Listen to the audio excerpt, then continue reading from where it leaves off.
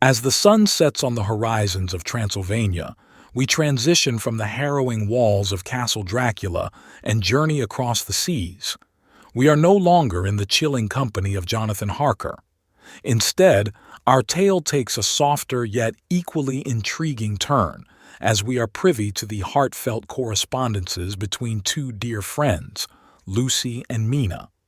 Their letters, delicate as the petals of a rose, yet holding within them the weight of secrets and the fragrance of emotions. Let's delve into Chapter 5 of Bram Stoker's Dracula and discover the whispers of their words and the hidden shades of their stories.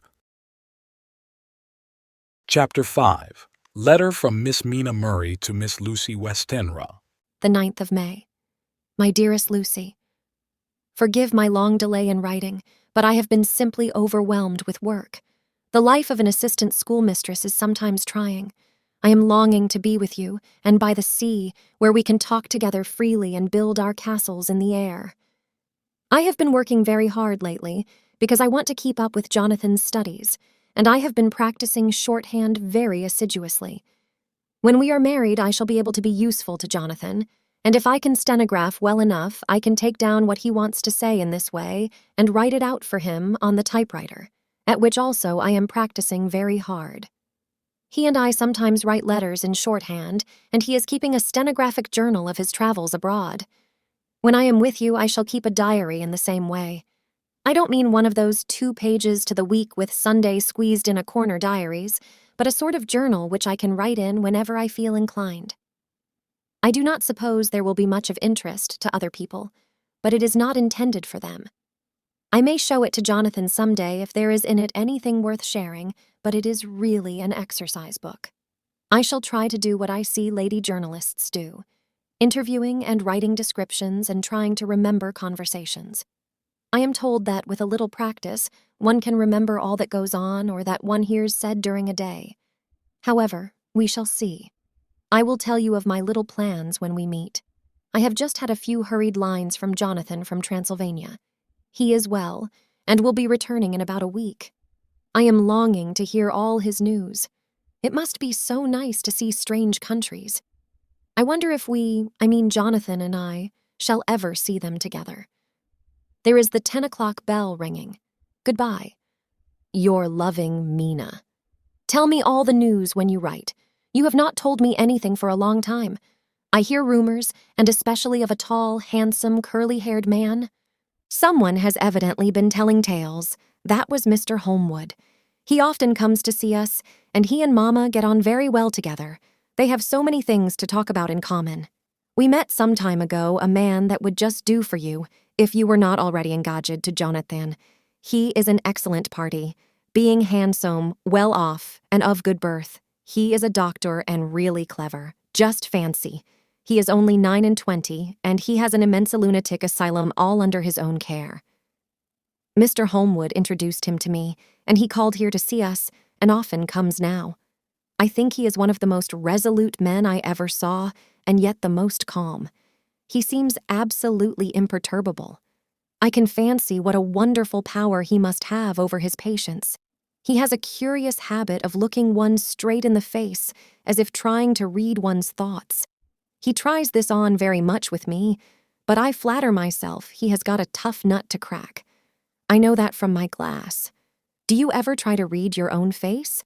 I do, and I can tell you it is not a bad study, and gives you more trouble than you can well fancy if you have never tried it. He says that I afford him a curious psychological study, and I humbly think I do. I do not, as you know, take sufficient interest in dress to be able to describe the new fashions. Dress is a bore. That is slang again, but never mind.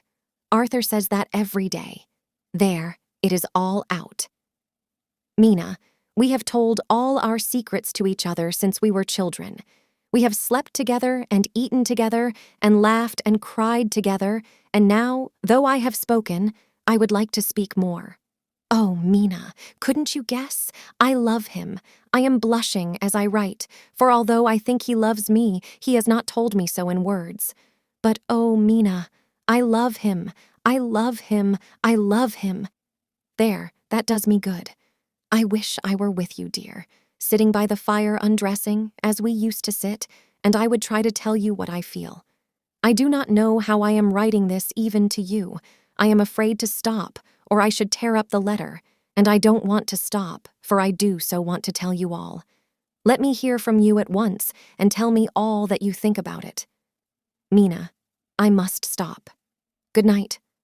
Bless me in your prayers, and Mina, pray for my happiness. Lucy. P.S. I need not tell you this is a secret. Good night again. L. Letter, Lucy Westenra to Mina Murray. 24 May. My dearest Mina, thanks and thanks, and thanks again for your sweet letter. It was so nice to be able to tell you and to have your sympathy. My dear, it never rains but it pours. How true the old proverbs are. Here am I, who shall be 20 in September, and yet I never had a proposal till today, not a real proposal, and today I have had 3. Just fancy. 3 proposals in one day. Isn't it awful?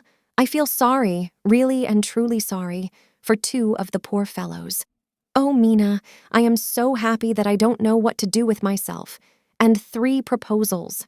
But for goodness sake, don't tell any of the girls, or they would be getting all sorts of extravagant ideas and imagining themselves injured and slighted if in their very first day at home they did not get 6, at least. Some girls are so vain. You and I, Mina dear, who are engaged and are going to settle down soon soberly into old married women, can despise vanity. Well, I must tell you about the 3. But you must keep it a secret, dear, from everyone, except, of course, Jonathan. You will tell him, because I would, if I were in your place, certainly tell Arthur. A woman ought to tell her husband everything. Don't you think so, dear? And I must be fair. Men like women, certainly their wives, to be quite as fair as they are. And women, I am afraid, are not always quite as fair as they should be. Well, my dear, Number 1 came just before lunch. I told you of him, Dr. John Seward, the lunatic asylum man, with the strong jaw and the good forehead. He was very cool outwardly, but was nervous all the same. He had evidently been schooling himself as to all sorts of little things and remembered them, but he almost managed to sit down on his silk hat, which men don't generally do when they are cool. And then, when he wanted to appear at ease, he kept playing with a lancet in a way that made me nearly scream. He spoke to me, Mina, very straightforwardly. He told me how dear I was to him, though he had known me so little, and what his life would be with me to help and cheer him. He was going to tell me how unhappy he would be if I did not care for him, but when he saw me cry, he said that he was a brute and would not add to my present trouble. Then he broke off and asked if I could love him in time. And when I shook my head, his hands trembled. And then, with some hesitation, he asked me if I cared already for anyone else. He put it very nicely, saying that he did not want to wring my confidence from me, but only to know, because if a woman's heart was free, a man might have hope. And then, Mina, I felt a sort of duty to tell him that there was someone. I only told him that much, and then he stood up, and he looked very strong and very grave as he took both my hands in his and said he hoped I would be happy, and that if I ever wanted a friend, I must count him one of my best. Oh, Mina dear, I can't help crying, and you must excuse this letter being all blotted. Being proposed to is all very nice and all that sort of thing, but it isn't at all a happy thing when you have to see a poor fellow whom you know loves you honestly, going away and looking all broken-hearted, and to know that, no matter what he may say at the moment, you are passing quite out of his life. My dear, I must stop here at present. I feel so miserable, though I am so happy. Evening. Arthur has just gone, and I feel in better spirits than when I left off, so I can go on telling you about the day. Well, my dear, number 2 came after lunch. He is such a nice fellow, an American from Texas, and he looks so young and so fresh that it seems almost impossible that he has been to so many places and has had such adventures. I sympathize with poor Desdemona when she had such a dangerous stream poured in her ear, even by a black man. I suppose that we women are such cowards that we think a man will save us from fears and we marry him. I know now what I would do if I were a man and wanted to make a girl love me. No, I don't. For there was Mr. Morris telling us his stories, and Arthur never told any, and yet. My dear, I am somewhat previous. Mr. Quincy P. Morris found me alone. It seems that a man always does find a girl alone. No, he doesn't, for Arthur tried twice to make a chance, and I helping him all I could. I am not ashamed to say it now. I must tell you beforehand that Mr. Morris doesn't always speak slang. That is to say, he never does so to strangers or before them, for he is really well educated and has exquisite manners. But he found out that it amused me to hear him talk American slang, and whenever I was present, and there was no one to be shocked, he said such funny things. I am afraid, my dear, he has to invent it all, for it fits exactly into whatever else he has to say. But this is a way slang has. I do not know myself if I shall ever speak slang. I do not know if Arthur likes it, as I have never heard him use any as yet. Well, Mr. Morris sat down beside me and looked as happy and jolly as he could, but I could see all the same that he was very nervous. He took my hand in his and said ever so sweetly, "Miss Lucy, I know I ain't good enough to regulate the fixins of your little shoes, but I guess if you wait till you find a man that is, you will go join them 7 young women with the lamps when you quit. Won't you just hitch up alongside of me and let us go down the long road together, driving in double harness?" Well, he did look so good-humored and so jolly that it didn't seem half so hard to refuse him as it did poor Dr. Seward, so I said as lightly as I could that I did not know anything of hitching and that I wasn't broken to harness at all yet. Then he said that he had spoken in a light manner, and he hoped that if he had made a mistake in doing so on so grave, so momentous an occasion for him, I would forgive him. He really did look serious when he was saying it, and I couldn't help feeling a bit serious too. I know, Mina, you will think me a horrid flirt, though I couldn't help feeling a sort of exultation that he was number 2 in one day. And then, my dear, before I could say a word, he began pouring out a perfect torrent of love-making, laying his very heart and soul at my feet. He looked so earnest over it that I shall never again think that a man must be playful always, and never earnest, because he is merry at times. I suppose he saw something in my face which checked him, for he suddenly stopped and said with a sort of manly fervor that I could have loved him for, if I had been free. "Lucy, you are an honest-hearted girl, I know. I should not be here speaking to you as I am now if I did not believe you clean grit, right through to the very depths of your soul. Tell me, like one good fellow to another, is there anyone else that you care for? And if there is, I'll never trouble you a hair's breadth again, but will be, if you will let me, a very faithful friend." My dear Mina, why are men so noble when we women are so little worthy of them? Here was I almost making fun of this great-hearted, true gentleman. I burst into tears. I am afraid, my dear, you will think this a very sloppy letter in more ways than one, and I really felt very badly. Why can't they let a girl marry 3 men, or as many as want her, and save all this trouble? But this is heresy, and I must not say it. I am glad to say that, though I was crying, I was able to look into Mr. Morris's brave eyes, and I told him out straight. Yes, there is someone I love, though he has not told me yet that he even loves me. I was right to speak to him so frankly, for quite a light came into his face, and he put out both his hands and took mine. I think I put them into his, and said in a hearty way, "That's my brave girl. It's better worth being late for a chance of winning you than being in time for any other girl in the world. Don't cry, my dear. If it's for me, I'm a hard nut to crack, and I take it standing up. If that other fellow doesn't know his happiness, well, he'd better look for it soon, or he'll have to deal with me. Little girl, your honesty and pluck have made me a friend, and that's rarer than a lover. It's more unselfish anyhow. My dear, I'm going to have a pretty lonely walk between this and kingdom come. Won't you give me one kiss? It'll be something to keep off the darkness now and then. You can, if you like, for that other good fellow. He must be a good fellow, my dear, and a fine fellow, or you could not love him, hasn't spoken yet. That quite won me, Mina, for it was brave and sweet of him, and noble, too, to a rival, wasn't it? And he so sad. So I leant over and kissed him. He stood up with my 2 hands in his, and as he looked down into my face, I am afraid I was blushing very much. He said, "Little girl, I hold your hand, and you've kissed me, and if these things don't make us friends, nothing ever will.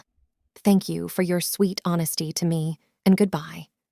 He wrung my hand, and taking up his hat, went straight out of the room without looking back, without a tear or a quiver or a pause. And I am crying like a baby. Oh, why must a man like that be made unhappy when there are lots of girls about who would worship the very ground he trod on? I know I would if I were free, only I don't want to be free. My dear, this quite upset me, and I feel I cannot write of happiness just at once after telling you of it. And I don't wish to tell of the number 3 until it can be all happy. Ever your loving, Lucy. P.S. Oh, about number 3. I needn't tell you of number 3, need I? Besides, it was all so confused. It seemed only a moment from his coming into the room till both his arms were round me and he was kissing me. I am very, very happy, and I don't know what I have done to deserve it. I must only try in the future to show that I am not ungrateful to God for all his goodness to me in sending to me such a lover, such a husband, and such a friend. Goodbye. Dr. Seward's diary, kept in phonograph, 25 May. Ebb tide in appetite today. Cannot eat, cannot rest, so diary instead. Since my rebuff of yesterday, I have a sort of empty feeling. Nothing in the world seems of sufficient importance to be worth the doing. As I knew that the only cure for this sort of thing was work, I went down amongst the patients. I picked out one who has afforded me a study of much interest. He is so quaint that I am determined to understand him as well as I can. Today, I seem to get nearer than ever before to the heart of his mystery. I questioned him more fully than I had ever done, with a view to making myself master of the facts of his hallucination. In my manner of doing it there was, I now see, something of cruelty. I seemed to wish to keep him to the point of his madness, a thing which I avoid with the patients as I would the mouth of hell. Mem. Under what circumstances would I not avoid the pit of hell? Omnia Romae venalia sunt. Hell has its price, verbis sap. If there be anything behind this instinct, it will be valuable to trace it afterwards accurately, so I had better commence to do so, therefore. R. M. Renfield, Etat 59. Sanguine temperament, great physical strength, morbidly excitable, periods of gloom ending in some fixed idea which I cannot make out. I presume that the sanguine temperament itself and the disturbing influence end in a mentally accomplished finish. A possibly dangerous man, probably dangerous if unselfish. In selfish men, caution is as secure an armor for their foes as for themselves.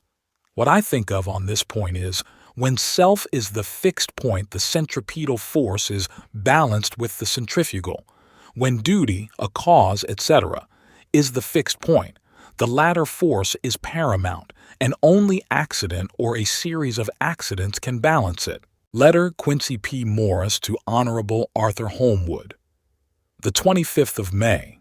My dear Art, we've told yarns by the campfire in the prairies, and dressed one another's wounds after trying a landing at the Marquises, and drunk healths on the shore of Titicaca. There are more yarns to be told, and other wounds to be healed, and another health to be drunk. Won't you let this be at my campfire tomorrow night? I have no hesitation in asking you, as I know a certain lady is engaged to a certain dinner party, and that you are free. There will only be one other, our old pal at the Korea, Jack Seward. He's coming too, and we both want to mingle our weeps over the wine cup and to drink a health with all our hearts to the happiest man in all the wide world, who has won the noblest heart that God has made and the best worth winning. We promise you a hearty welcome and a loving greeting, and a health as true as your own right hand. We shall both swear to leave you at home if you drink too deep to a certain pair of eyes. Come. Yours, as ever and always, Quincy P. Morris. Telegram from Arthur Holmwood to Quincy P. Morris. The 26th of May. Count me in every time. I bear messages which will make both your ears tingle. Art. Thank you for joining us for this intimate glimpse into Lucy and Mina's world. If their words resonated with you, give us a thumbs up and remember to subscribe for more enthralling episodes from Dracula's Tale. The mysteries only deepen from here. Hit that notification bell so you never miss a chapter. Share with friends and comment below telling us what you think awaits our characters next. Until our next rendezvous, keep those candles burning and the curtains drawn.